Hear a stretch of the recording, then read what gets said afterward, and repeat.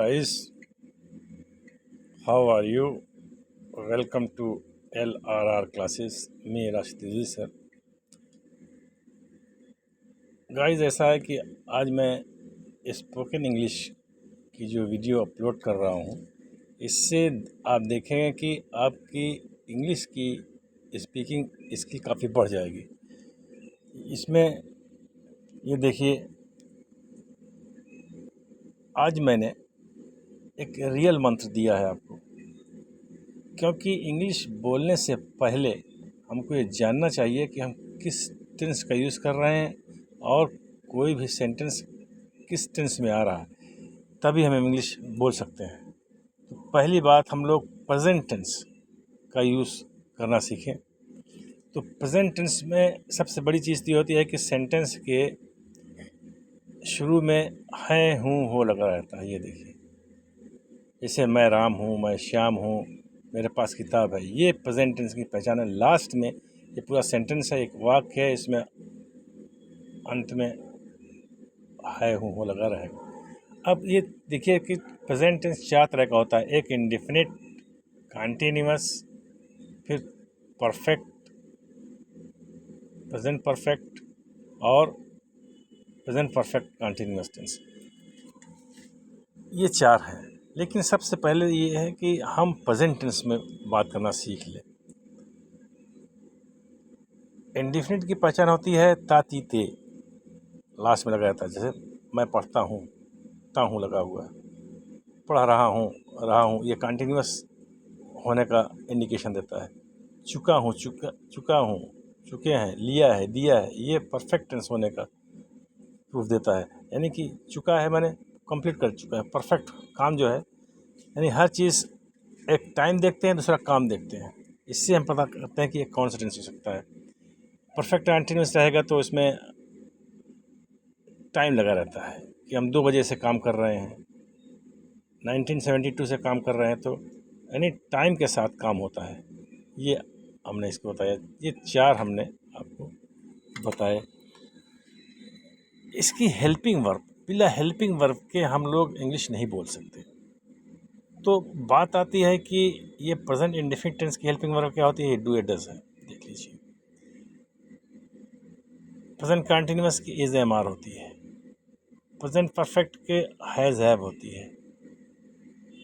Perfect continuous की has been और have been होती है। तो इन हेल्पिंग वर्ब्स को बिना यूज़ किए हम लोग इंग्लिश नहीं बोल सकते। अब आता है कि रूल क्या होता है, कैसे इंग्लिश को बोला जाए। देखिए, सबसे पहली चीज़ क्या है कि ये देखिए, किसी भी सेंटेंस में एक सब्जेक्ट होता है, एक वर्ब होता है, दूसरा ऑब्जेक्ट होता है। पहचानेंगे कैसे इसको पहचानना ज़रूरी होता है।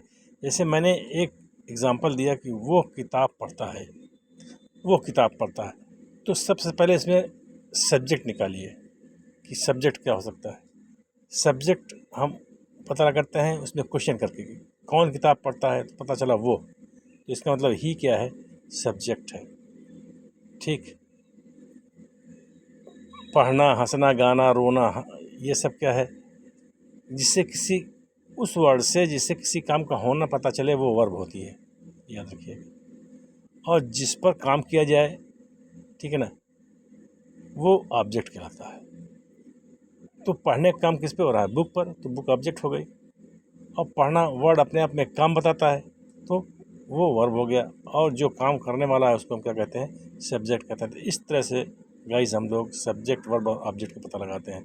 और इसका ऑर्डर होता है SVO। सबसे पहले इंग्लिश में ट्रांसलेशन हम लोग करते हैं तो सबसे पहले सब्जेक्ट आता है, फिर वर्ब आता है, फिर ऑब्जेक्ट आता है। ये ऑर्डर आपको आना चाहिए।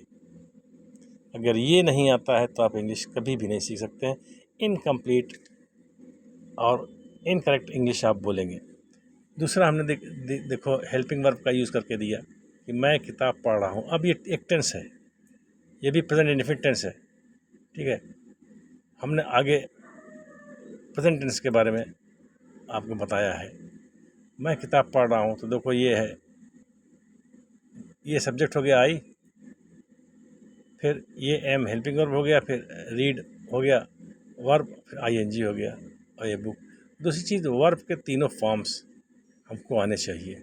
तभी हम इंग्लिश को करेक्ट वे में बोल पाएंगे। तीनों फॉर्म्स, जैसे हमने कहा कि गो, गो के 3 फॉर्म होते हैं, गो, वेंट, गॉन। अब इनका प्रेजेंट टेंस में कोई अलग फॉर्म यूज़ होगी, फर्स्ट फॉर्म यूज़ होगा, हाँ, लेकिन परफेक्ट टेंस में भी यूज़ हो जाता है थर्ड फॉर्म। तो आगे रूल्स के हिसाब से आपको बताएंगे कि किस टेंस में वर्ब का कौन सा फॉर्म यूज़ करेंगे, लेकिन ये फॉर्म आपको बहुत आना चाहिए, ये ज़रूरी है। इसलिए कुछ सेंटेंस हैं जिनके फॉर्म्स, तीनों फॉर्म्स हमें तैयार होना चाहिए। अब हमने कुछ रूल्स फॉर हेल्पिंग वर्ब्स, हमने कहा कि डू और डज V1 लेता है, फर्स्ट फॉर्म लेता है, इतना याद रखना चाहिए। Is am are first form लेता है, हैज़ हैव थर्ड फॉर्म लेता है, एक्सेप्ट सिंपल प्रेजेंट टेंस, वो हम आगे बताते हैं आपको। तो बच्चों, हमें उम्मीद है कि यहाँ तक आपने ये कर लिया है। अब दूसरी चीज़ जो हम आपसे कहना चाहते हैं कि अगर आपने हमारे चैनल को अभी तक सब्सक्राइब नहीं किया है तो कर लीजिए प्लीज़। कमेंट्स में भी लिखिए कि आपको क्या रिक्वायरमेंट है, आपको वीडियो हमारी कैसे लगी, और लाइक भी करिए प्लीज़, अच्छे कमेंट्स भी दीजिए। अब बच्चों, अब हम चलते हैं पेज नंबर 2 पर। ये हैज़ बीन, हैव बीन जो है, तो ये भी V1 यदि फर्स्ट फॉर्म लेती है। ING कब लगी, कब नहीं लगी, कब सेकंड फॉर्म लगेगा, ये सब डिपेंड करता है कि उस टेंस के क्या रूल है। बच्चों, अब हम आपको पढ़ाने जा रहे हैं सबसे पहला टेंस जो है प्रेजेंट टेंस। प्रेजेंट टेंस देखो 4 तरह का होता है बच्चों, हमने बता दिया कि present indefinite, present continuous, present perfect, present perfect continuous tense, 4 तो हो गया। लेकिन अब एक आता है सिंपल प्रेजेंट टेंस, सिंपल। अब जैसे हम लोग घर में रहते हैं तो बनियान शर्ट पहन लिया,